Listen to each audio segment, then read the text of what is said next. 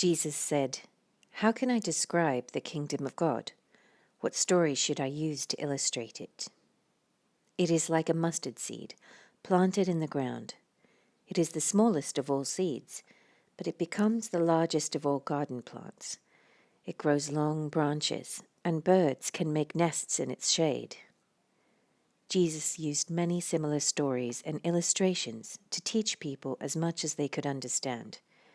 In fact, in his public ministry, he never taught without using parables, but afterward, when he was alone with his disciples, he explained everything to them. As evening came, Jesus said to his disciples, "Let's cross to the other side of the lake."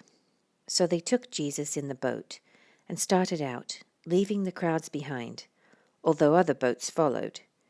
But soon a fierce storm came up. High waves were breaking into the boat, and it began to fill with water. Jesus was sleeping at the back of the boat with his head on a cushion. The disciples woke him up, shouting, "Teacher, don't you care that we're going to drown?"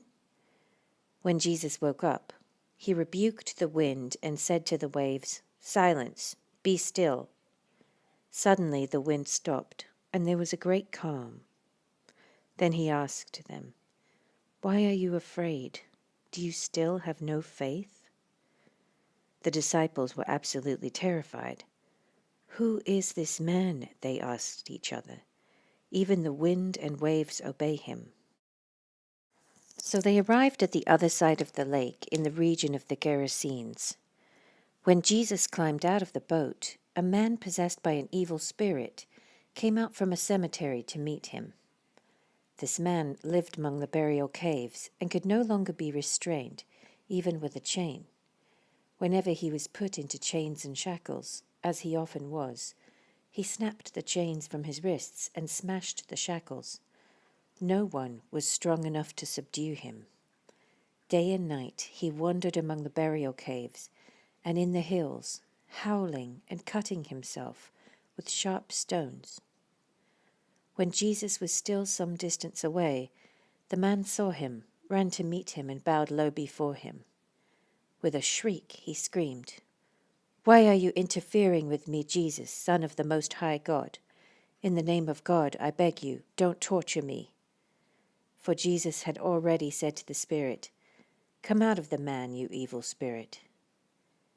Then Jesus demanded, "What is your name?" And he replied, "My name is Legion, because there are many of us inside this man." Then the evil spirits begged him again and again not to send them to some distant place. There happened to be a large herd of pigs feeding on the hillside nearby. "Send us into those pigs," the spirits begged.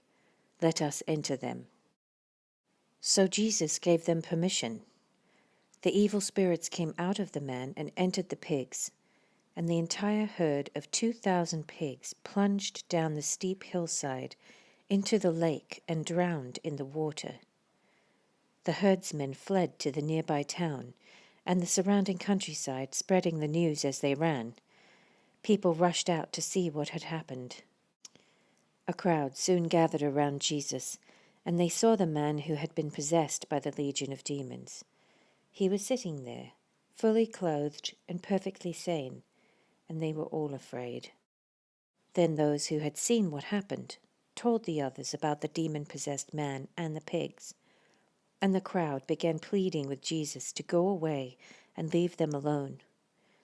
As Jesus was getting into the boat, the man who had been demon-possessed begged to go with him. But Jesus said, "No, go home to your family and tell them everything the Lord has done for you and how merciful he has been." So the man started off to visit the 10 towns of that region and began to proclaim the great things Jesus had done for him, and everyone was amazed at what he told them.